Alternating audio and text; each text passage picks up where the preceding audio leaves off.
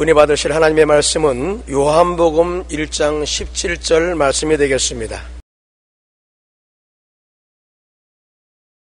율법은 모세로 말미암아 주어진 것이요 은혜와 진리는 예수 그리스도로 말미암아 온 것이라. 아멘.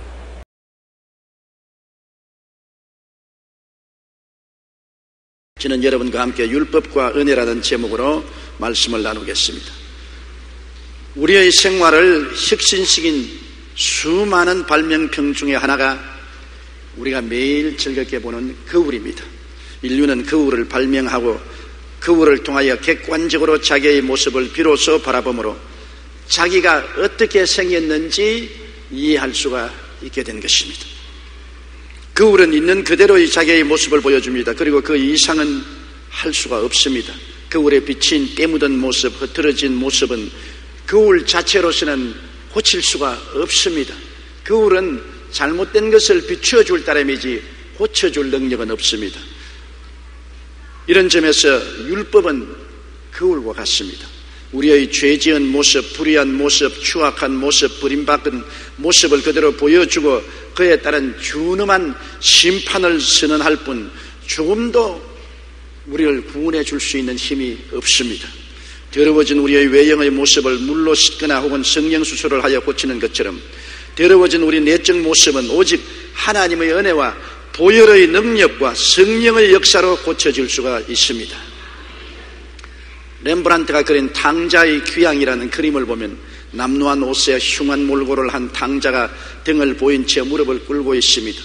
아버지는 깊은 연민으로 그 아들을 바라보며 손을 넓게 펴서 아들의 등을 어루만집니다. 바로 옆에는 아버지와 똑같은 붉은 색 외투를 입고 수염을 기른 사람이 서 있습니다. 바로 큰아들입니다. 그런데 이 큰아들은 아버지와 달리 두 손을 마주 잡은 채 허리춤에 올려놓고 있습니다. 시선은 냉정하고 차갑습니다. 작가 수잔 헤르츠는 바로 이 큰아들에게 제2의 탕자라는 별명을 붙였습니다. 신학자 사이먼 키스트메이커는 큰아들은 자기의 의에 가득 찬 사람이라고 불렀습니다. 큰아들은 율법의 눈으로 동생을 보았습니다. 아버지의 재산을 창기화되어 탕진하고 빈손 들고 돌아온 동생을 용납할 수 없었습니다. 율법적으로 심판하고 정죄하고 판단했습니다. 그러나 아버지는 큰아들과 같은 율법의 눈으로 아들을 보지 않았습니다. 아버지는 사랑과 자비의 눈으로 아들을 본 것입니다. 이것이 율법의 눈과 은혜의 눈이 다른 것입니다. 여러분이 탕자의 이야기를 잘 알고 계시지 않습니까? 한 농부가 두 아들이 있었는데 둘째가 아버지에게 자기의 몫의 상속을 달라고 강요해서 그를 받아서 청산해서 먼 나라에 가서 허랑방탕하여 다 허비한 후에 기근이 와서 살 수 없게 되며 돼지를 치는 농장에 가서 일을 하다가 지치고 피곤하고 병들어서 그는 아버지께로 돌아오기로 마음을 작정하고 머리는 흐트러지고 몸은 벌거벗고 병든 채로 돌아왔습니다. 그때 집을 떠나지 않고 아버지를 섬겨온 형은 무시무시하고 냉정한 눈으로 그 동생을 바라보았습니다. 저런 나쁜 놈, 창기와 더불어 아버지 재산을 다 허비한 놈을 아버지가 집에 받아들인 것은 잘못된 것이라고 그런 아버지를 평론했습니다. 누가복음 15장 30절에 아버지의 살림을 창녀들과 함께 삼켜버린 이 아들이 돌아오며 이를 위하여 살찐 송아지를 잡으셨나이까? 아버지 이럴 수가 있습니까? 나는 이 아들과 함께 잔치상에 들어가지 않겠습니다. 그러나 아버지의 눈은 달랐습니다. 아버지는 용서와 사랑의 눈으로 자식을 보았습니다. 그는 누가복음 15장 32절에 이 아들은 잃었다가 찾고 죽었다가 살아났으니 받아들이고 즐거워함이 마땅하다. 비록 탕자가 되어 아버지의 자산을 창기와 함께 다 먹어 치워버렸으나 회개하고 돌아왔으니 아버지가 너무나 기뻐서 그 아들을 영접하고 이 아들은 이런 아들이 있는데 도로 찾아왔고 죽은 아들인데 살아났으니 얼마나 기쁘고 즐거우냐. 맏아들과 태도가 전혀 다릅니다. 율법적인 눈으로 보면 이 탕자가 돌아온 사람을 용납할 수 없습니다. 그러나 은혜의 눈으로 보면은 용서와 사랑으로 품어주고 기뻐 즐거워했던 것입니다. 우리 하나님은 바로 맏아들과 같은 하나님이 아니시라 아버지와 같은 하나님이 되신 것을 알아야 되는 것입니다. 시편 103편 12절로 13절에 동이 서에서 먼 것 같이 우리의 죄가를 우리에게 멀리 옮기셨으며 아버지가 자식을 긍휼히 여김같이 야훼께서는 자기를 경외하는 자를 긍휼히 여기신다고 말씀하고 있는 것입니다.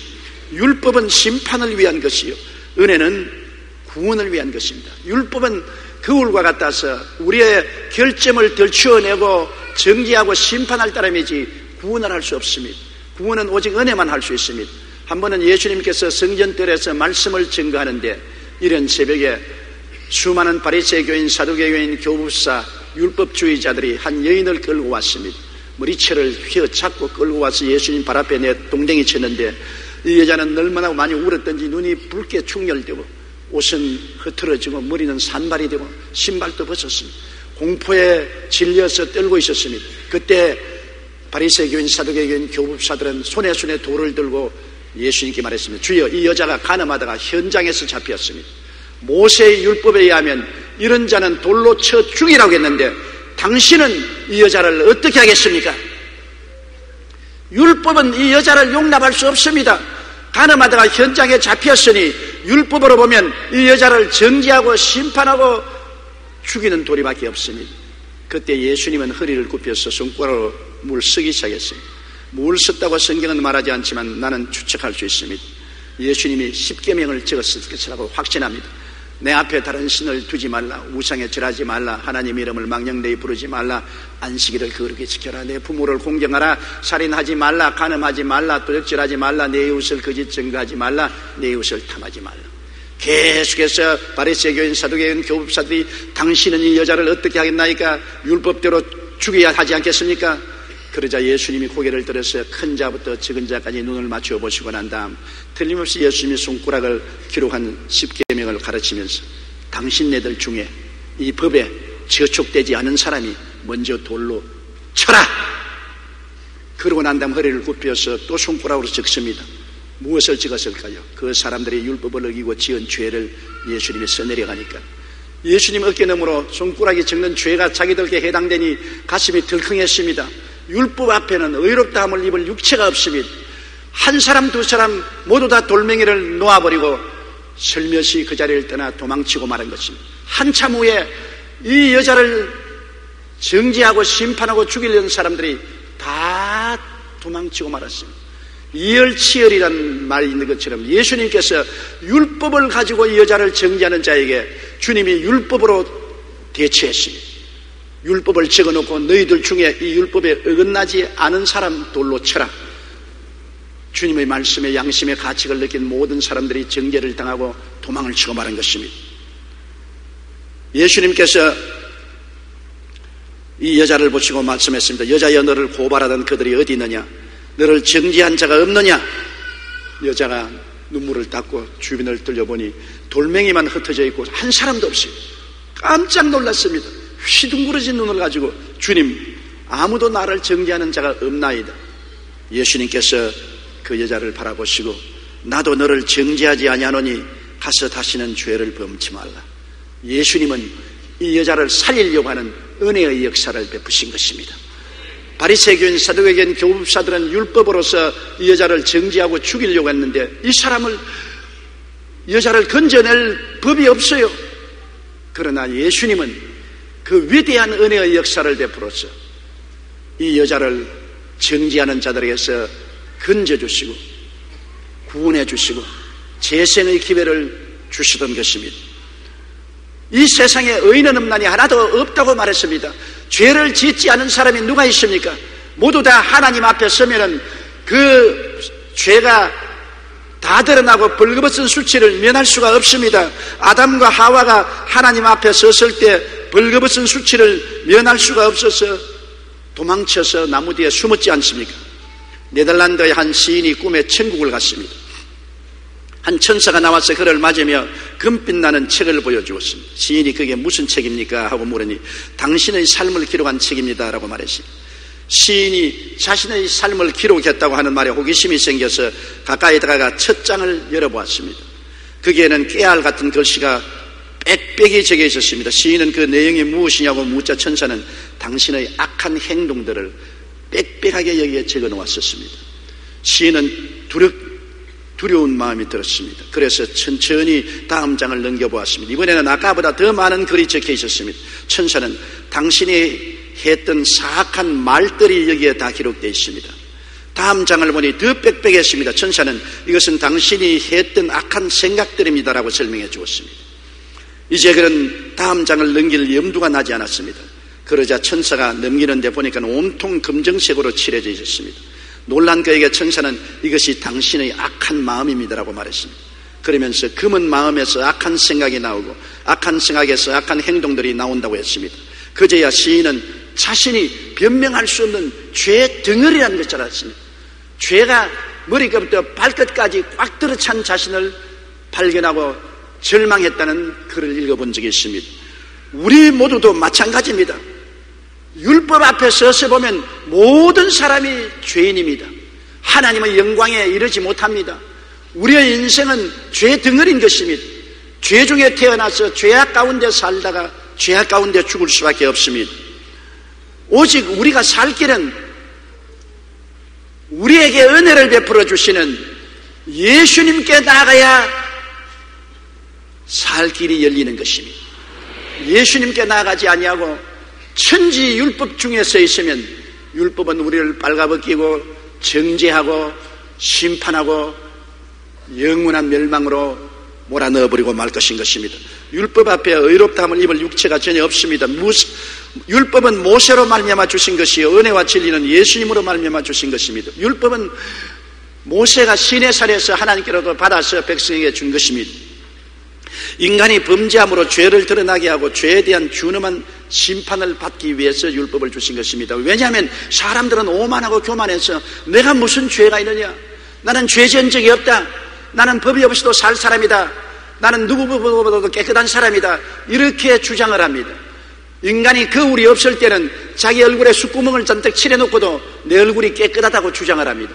이 사람에게 아무리 얼굴이 먹이 묻었다, 숫구멍이 묻었다 해도 안 믿습니다. 거울을 비추어줘서 직접 보여주면 깨닫게 되는 것입니다. 인간이 자기가 의롭고 죄 없고 깨끗하고 담대하다고 큰 소리치나 율법의 거울을 비추어주면은 율법에 비친 자기 모습은 처참한 죄인으로 율법의 정죄를 받고 판단을 받고 심판을 받고 멸망할 수밖에 없는 자기를 발견하게 되는 것입니다. 그래서 하나님이 인간의 교만을 깨뜨리고 인간이 얼마나 하나님 앞에서 처참한 죄인인 것을 보여주시기 위해서 영적인 거울인 율법을 시내산에서 모세를 통하여 주신 것입니다.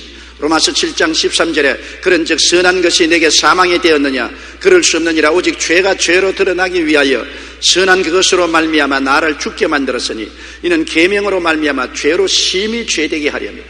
이미 죄는 있는데 계명이 들어와서 비춰보니 죄가 더 심하고 무섭게 드러나게 만들었다는 것입니다. 율법은 인간의 노력으로 자신을 구원할 수 없음을 보여주는 것입니다.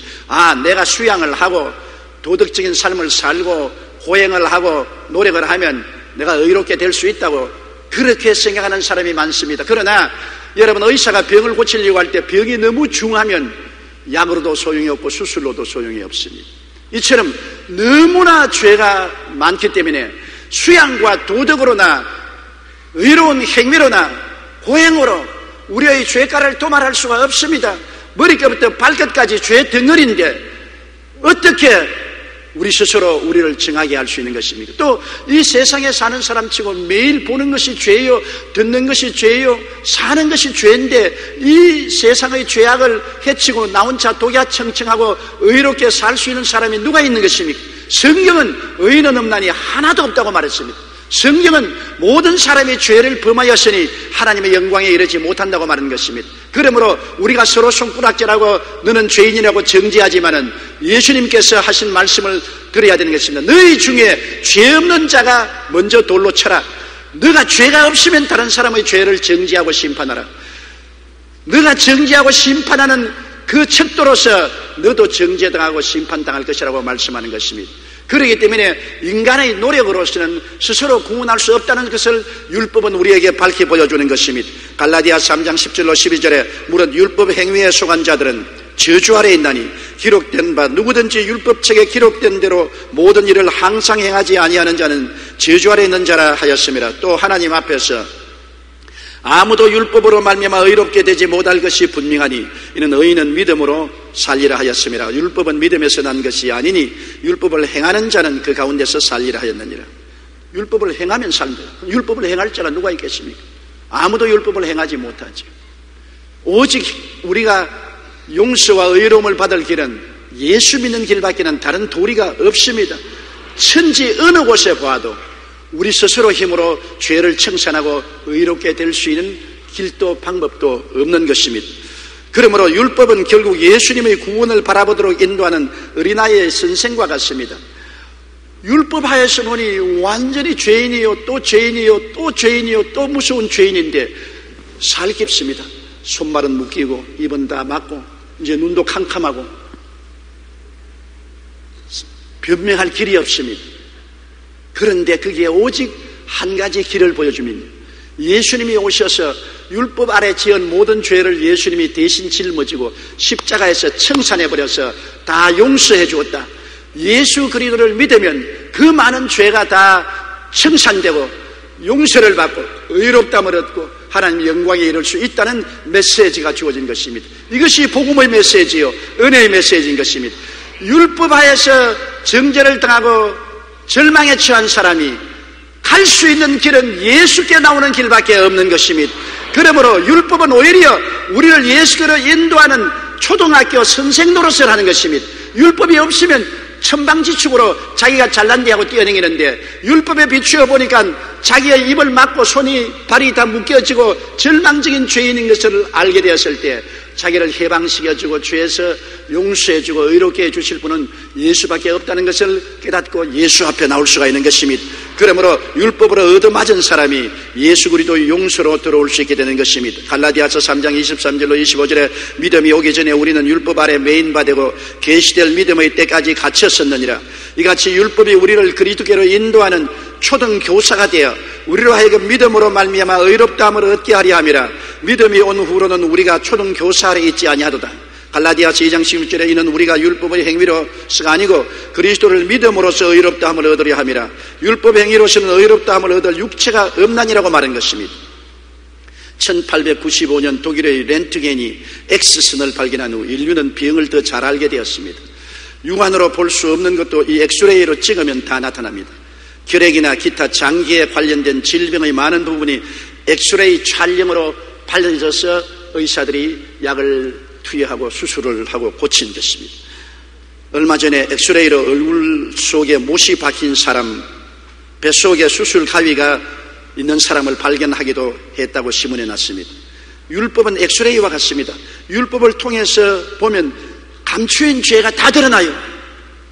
율법이 오기 전에는 자기 속에 숨겨놓은 죄가 있습니다.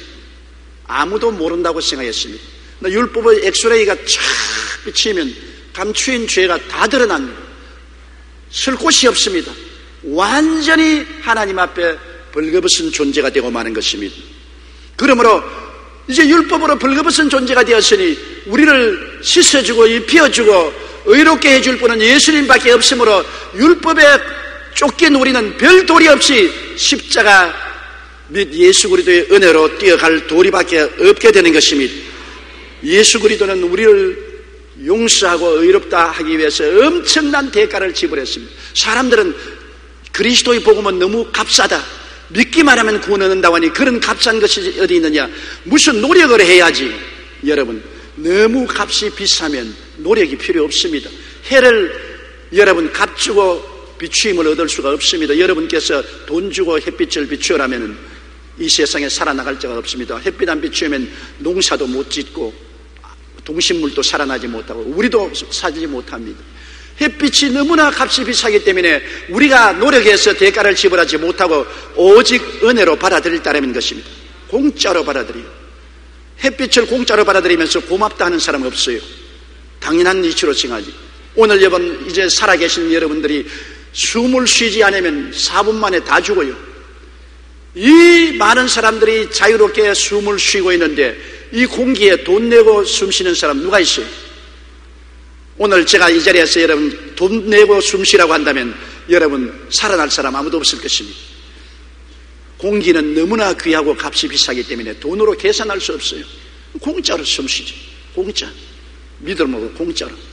부모의 사랑도 돈을 주고 살 수 없지 않습니까? 부모의 사랑 진자리 마른 자리 갈아 놓이며 손발이 닿도록 수고하고 우리를 살려주신 부모의 사랑을 돈으로 계산할 수 없습니다. 그냥 부모의 사랑은 공짜로 받아들이는 것입니다.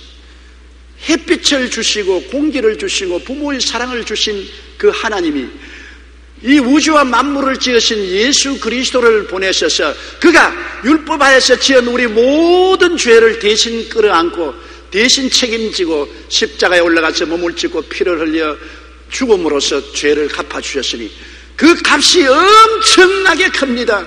우주보다 그 값이 더 크기 때문에 도저히 우리는 값을 지불할 수가 없습니다.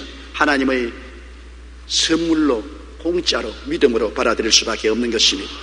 죄의 값은 사망이지만은 이 죄를 대신 갚아주신 예수님의 은혜는 우리가 선물로 받을 수밖에 없습니다. 고린도후서 5장 21절에 하나님이 죄를 알지도 못하신 이를 우리를 대신하여 죄로 삼으신 것은 우리로 하여금 그의 안에서 하나님의 의가 되게 하려 하심이라. 세계 제1의 강철왕 카네기는 빚은 다 갚을 수 있지만 우리가 받은 은혜는 영원히 갚지 못한다고 했습니다. 신학자 칼 바르트는 나는 공짜로 받았지만 하나님은 엄청난 값을 지불하신 것이 십자가의 은혜라고 말했습니다. 공짜가 아닙니다. 하나님 편에 볼 때는 어마어마한 대가를 지불했습니다.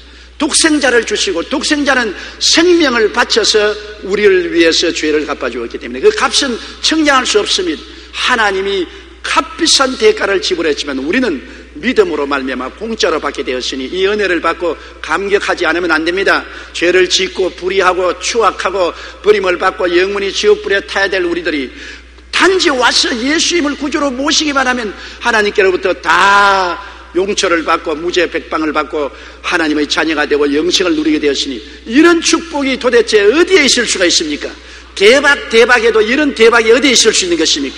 너무 하나님이 큰 은혜를 주셨으므로 사람들이 안 믿으려고 하는 것입니다. 그러나 누구든지 저를 믿는 자는 멸망하지 않고 영생을 얻는 축복을 얻게 되는 것입니다.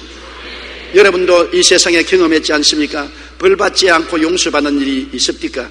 죄의 값은 사망이라고 성경은 말하고 있는 것입니다. 금지하는 그 영혼은 죽으리라고 말한 것입니다. 한 번 죽는 것은 사람에게 정해진 것이요 그 후에는 심판이 있으려 했는데 우리 개인은 우리의 죄를 감당할 수가 없습니다. 우리 죄 때문에 우리가 심판을 받아 죽으면 영원히 지옥에서 나오지 못합니다.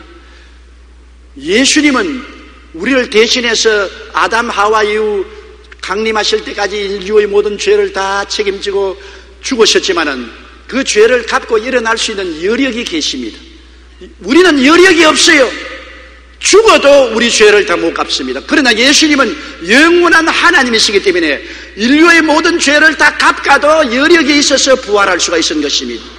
옛날에 우리 조선조 시대에 나라돈 1000양을 먹으면 참수를 당했었습니다. 그런데 어떤 사람이 나라돈 1000양을 먹고 감옥에 갇혔는데 어느 기간 동안에 빚을 갚으면 도로 나올 수가 있고 빚을 못 갚으면 목배임을 받습니다. 한 사람이 감옥에 갇혔는데 얼마 있지 않다가 길거리에 활보하고 다니거든. 그럼 사람들이 뭐라고 합니까? 아, 저 사람 1000양 빚을 갚았구나. 그래서 살아났구나. 만일 길거리에 나오지 못하고 사라지면 1000양 빚을 못 갚고 감옥에서 목이 날아갔구나. 그렇게 생각하는 것입니다. 죄의 값은 사망으로 죄를 지은 영혼은 죽음의 감옥에 들어가는 것입니다. 죽음의 감옥에 들어가고 영원히 소식이 없습니다.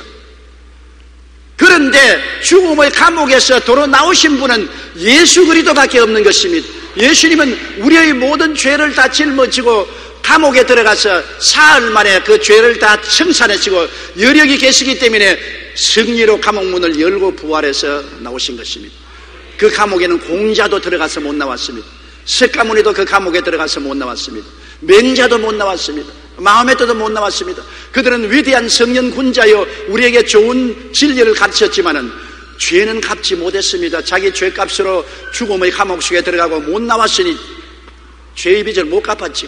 예수님은 우리 인류의 모든 죄를 다 짊어지고 죽음의 감옥 속에 들어갔으나 사흘 만에 남아버리고 마는 것입니다. 그것은 우리의 죄값을 다 갚았다는 것입니다. 예수님께서 십자가에서 내가 다 이루었다는 것은 인류의 모든 죄를 예수님이 다 청산해버리고 마는 것입니다. 그러므로 온 천하 만국에서 예수 그리스도 이외에는 구원받을 이름이 없습니다. 예수님은 능히 벌을 이기고 승리할 수 있었기 때문에 예수 십자가 밑에 나가면 우리가 다 구원받을 수 있습니다. 우리는 전대미문의 홍수를 당했습니다. 전국적으로 비가 얼마나 많이 내리고 얼마나 홍수가 났는지 아주 두렵고 몸서리칩니다. 이렇게 비가 내릴 때 여러분 큰 우산 밑에 있으면 비를 맞지 않지 않아요? 하나님의 진노의 심판의 비가 쏟아질 때 예수 그리스도 십자가 우산 밑에 들어가면 심판의 비 한 방울도 임하지 아니하는 것입니다. 예수님의 십자가 우산 밖에 있으면 노박 심판의 비를 맞게 되는 것입니다. 그러나 예수님 십자가 밑에 들어가면 하나님의 진노의 심판의 비는 한 방울도 임하지 않는 것입니다. 왜냐하면 예수님이 다 갚아버리기 때문인 것입니다. 그러므로 누구든지 저를 믿으면 멸망하지 않고 영생을 얻습니다. 남녀노유 빈부 귀천할 것 없이 잘했거나 못했거나 의인이거나 죄인이거나 선인이거나 악인이거나 그런 인간적인 행동의 잣대로 잴 것이 아닙니다. 무조건 하고 예수 믿으면 구원받고 예수 안 믿으면 멸망당하는 것입니다. 예수 안에 들어오면 용서와 의로움을 입고 예수 밖에 있으면 하나님의 진노의 심판을 받아 영원히 멸망받을 수밖에 없는 것입니다. 로마서 4장 25절에 예수는 우리가 범죄한 것 때문에 내어줌이 되고 우리를 의롭다 하시기 위하여 살아나셨다고 말한 것입니다. 19세기 러시아의 황제 니콜라스 1세 때 일입니다. 황제는 병사 복장을 하고 진을 돌아보는 습관이 있었습니다. 하루는 밤이 깊어 병사들을 돌보기 위해서 이 막사 저 막사를 기웃기웃하고 있었습니다. 한 막사에 불이 켜져 있습니다. 그 막사는 평소에 황제가 친하게 지내던 장교의 아들의 막사로 그 군의 재정을 담당한 막대한 책임을 진 장교였었습니다. 황제는 반가운 마음에 막사 틈을 들여다보니 그 병사가 책상 위에 엎드려 있고 옆에는 장정한 권총이 있었습니다. 깜짝 놀라서 가까이 가 보니까 책상 위에는 장부가 펼쳐 있고 맨 아래 이 큰 빚을 누가 갚을 수 있을까? 나는 자살할 수밖에 없다는 글이 적혀 있었습니다. 황제는 금방 상황을 파악했습니다. 원래 착실하고 좋은 병사였는데 도박에 빠졌어. 점점 빚을 지니까 공금을 횡령해서 도박을 하고 나중엔 뒷감당을 못하기 때문에 권총 자살할 수밖에 없는 처절한 절망에 처한 것입니다. 그는 자기 힘으로 해결할 수 없는 지경에 이르러서 자살할 요량으로 권총을 책상 위에 놓고 머리를 양팔 사이에 묻고 지난날을 뉘우치다가 그만 잠이 들었습니다. 니콜라스 1세는 병사를 깨우지 않고 조용히 펜을 들어 장부의 메모 밑에 이렇게 기록했습니다. 내가 갚았노라 니콜라스 1세.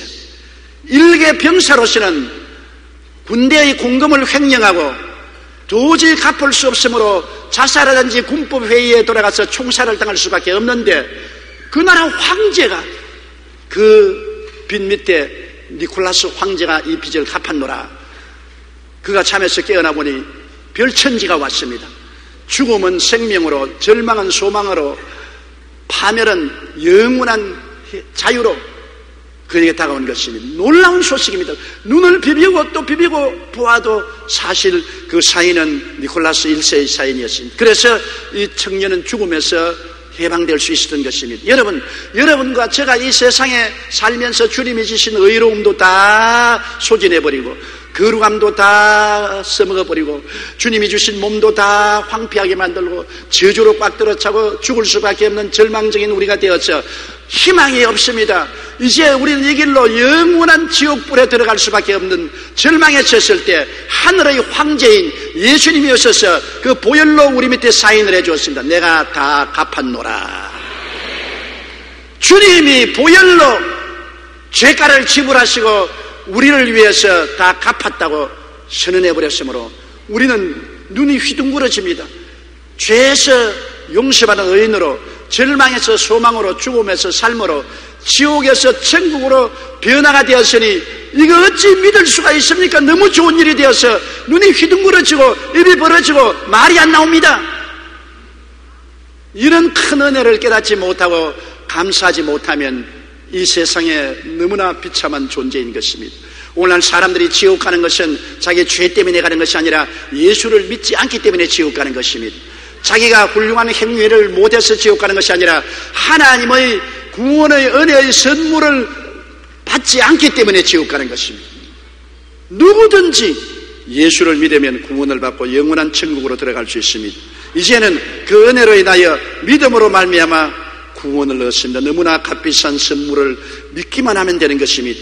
로마서 3장 23절로 24절에 모든 사람이 죄를 범하였으며 하나님의 영광에 이르지 못하더니 그리스도 예수 안에 있는 속량으로 말미암아 하나님의 은혜로 값없이 의롭다 하심을 얻게 되었나니라. 이 세상에 옷을 한 벌 사도 값을 지불해야 되죠. 서산에 가서 칼치 한 마리 사 먹으려도 값을 지불해야 됩니다. 돌개 한 마리를 찢어 먹으려도 값을 지불해야 되는 것입니다. 천당은 값없이 갑니다. 예수님의 보혈의 은혜로 값없이 천국 가게 되는 것입니다. 이 놀라운 하나님의 은혜가 우리 가슴에 사무쳐지기를 주 이름으로 축원합니다. 에베소 2장 8절로 9절에 너희는 그 은혜에 의하여 믿음으로 말미암아 구원을 받았나니 이것은 너희에게서 난 것이 아니요 하나님의 선물이라 행위에서 난 것이 아니니 이는 누구든지 자랑치 못하게 하려 함이라. 우리에게서 구원이 나온 것이 아닙니다. 우리의 선한 행위로 구원받은 것이 아니라 하나님이 선물로 예수 안에서 우리에게 주신 것입니다. 우리는 생일날이 오면은 선물 받기를 기대하고 크리스마스가 오면은 선물을 받고 선물을 주기도 하는 것입니다. 이 우주에서 가장 큰 선물은 하나님의 아들 예수 그리스도를 우리에게 구주로 주신 선물인 것입니다. 이 하나님의 선물을 믿음으로 받아들이는 사람은 영원한 생명을 얻고 이 하나님의 선물을 거부하고 받아들이지 아니하면 영원히 멸망받을 수밖에 없습니다. 이제는 하나님의 선물을 받느냐 안 받느냐가 우리 일생 운명을 결정하게 되는 것입니다.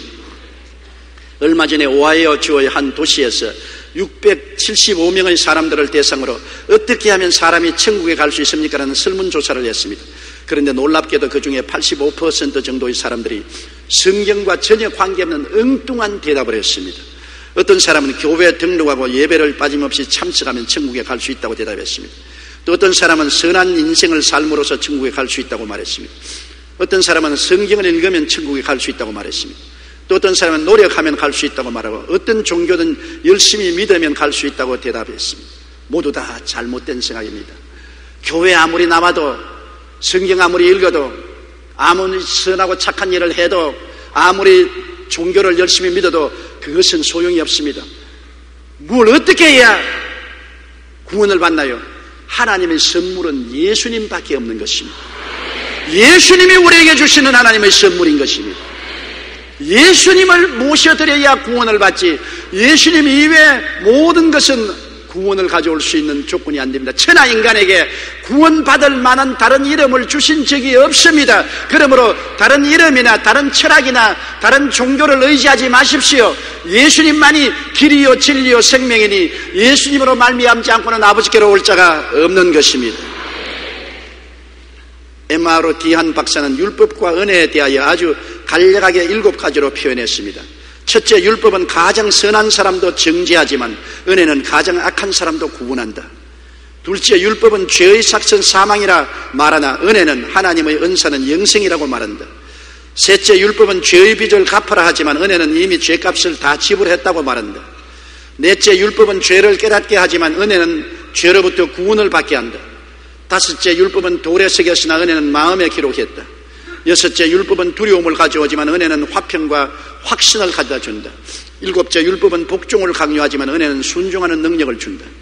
율법이 죄를 드러나게 하고 준엄한 심판을 내리는 데 반해 예수님은 은혜로 우리를 용서하시고 의롭게 하시고 하나님의 영광으로 영접하여 주시는 것입니다. 탕자가 아버지를 반역하고 아버지의 재산을 다 탕진하고 헐벗고 굶주리고 병들어서 벌거벗은 몸으로 빈손 들고 집으로 돌아올 때 율법주의자인 형님은 그를 용납할 수 없었습니다. 창기와 아버지 재산을 다 탕진가선한 이놈은 받아들일 수 없습니다. 이놈을 위해서 환영 만찬회를 개최한다는 것은 어림도 없는 어느 도단입니다. 안 됩니다. 이놈은 심판을 받고 감옥에 들어가야 합니다. 그러나 아버지는 아니다. 이네 아들은 죽었다가 살아났으며 잃었다가 얻었다. 이 얼마나 감사하고 좋은 일이냐. 과거는 다 과거로 용서해주고 내 품에 안아서 이 아들을 다시 새 사람으로 만들겠다. 아버지는 이 아들을 받아들여서 좋은 옷을 입히고 신발을 신기고 가락지를 끼우고 그리고 잔치를 베풀었습니다. 여러분, 율법은 여러분과 나를 정죄하기 위해서 주어진 것입니다. 율법에 의해서 구원받을 소망은 없습니다. 율법은 우리의 모든 삶을 다 뒤집어 놓고 파헤쳐 놓고 정죄하고 심판하기 때문에 율법 앞에 의롭다함을 얻을 육체가 없고 율법을 지켜서 구원받을 육체도 없습니다. 그러나 은혜는 예수 그리스도를 통해서 용서를 받아야 주는 것입니다. 죄를 지었음에도 불구하고 못났음에도 불구하고 버림을 받아야 마땅해도 불구하고 숫구멍같이 검고 죄악 덩어리임에도 불구하고 예수님이 내가 너 대신 다 갚았다.